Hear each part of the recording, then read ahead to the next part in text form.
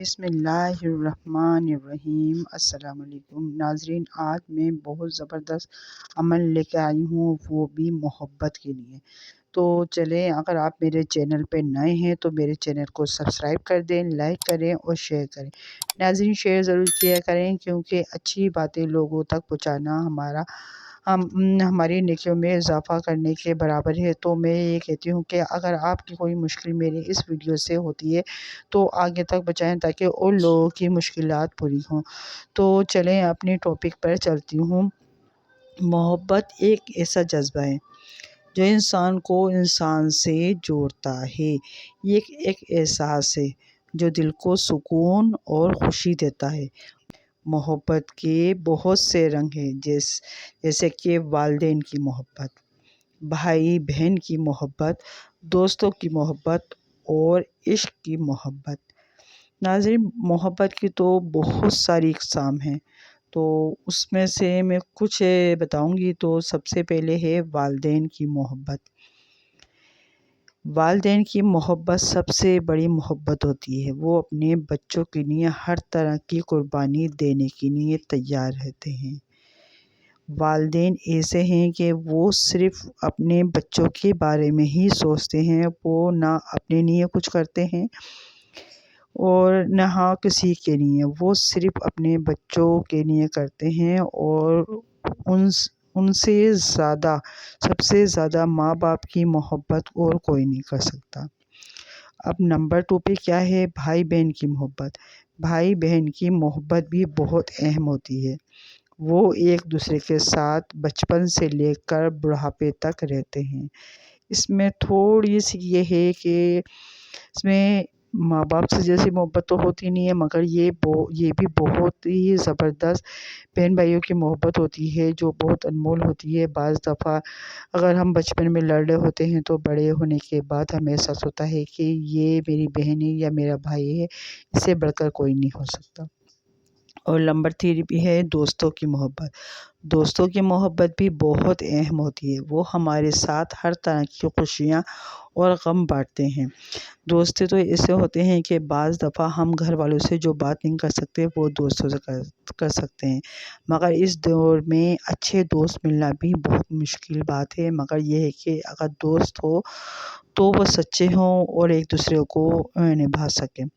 Number 4 ہے عشق کی محبت۔ عشق کی محبت ایک ایسا جذبہ ہے جو انسان کو دیوانہ بنا دیتا ہے۔ یہ ایک احساس ہے جو دل کو سکون اور خوشی دیتا ہے۔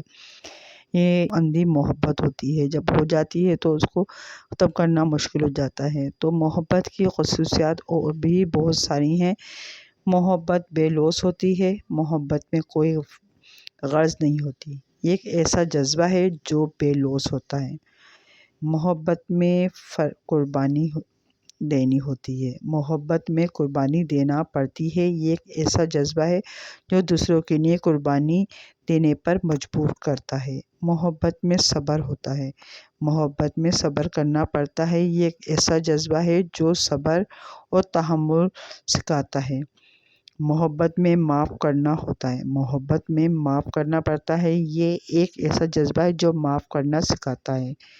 محبت کے بہت سارے فوائد ہیں، تو سب سے پہلے میں بتانا چاہوں گی کہ محبت سکون دیتی ہے۔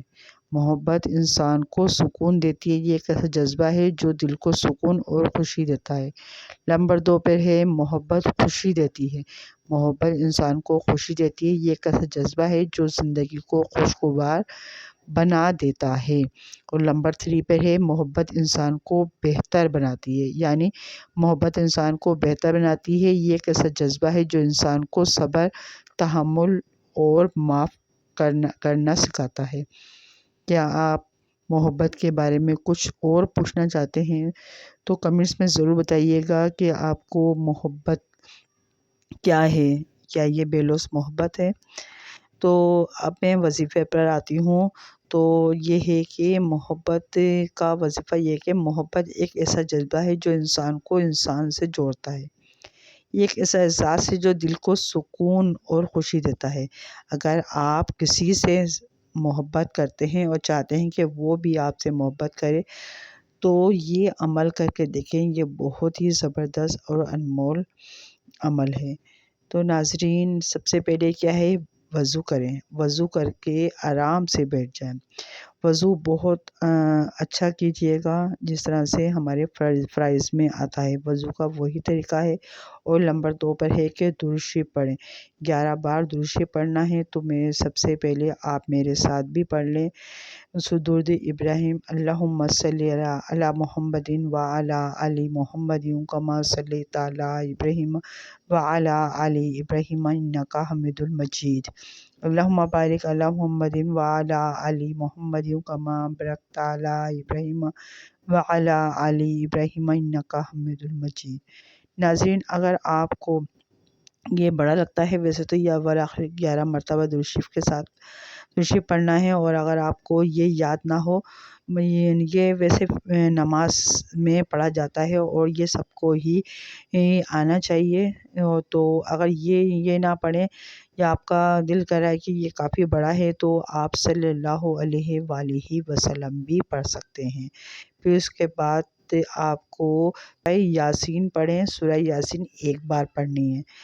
آپ نے 11 مرتبہ درود شریف پڑھا، پھر اس کے بعد سورہ یاسین 1 بار پڑھیں، پھر یہ دعا پڑھیں 313 بار، یا ودودو یا ودودو۔ یا ناظرین، 313 مرتبہ یا ودودو پڑھنا ہے۔ اور یہ اس کے پڑھنے سے یہ ہے کہ آپ اللہ تعالیٰ سے دعا مانگے، اپنی محبت کے لیے دعا مانگے۔ آپ جسے بھی کرتے ہیں تو آپ یہ ہے کہ دل کی گہرائیوں سے اگر آپ اللہ تعالیٰ سے مانگیں گے تو اللہ تعالیٰ آپ کو نواز دے گا۔ تو آپ اس کے بعد پڑھنا ہے 11 مرتبہ درود شریف۔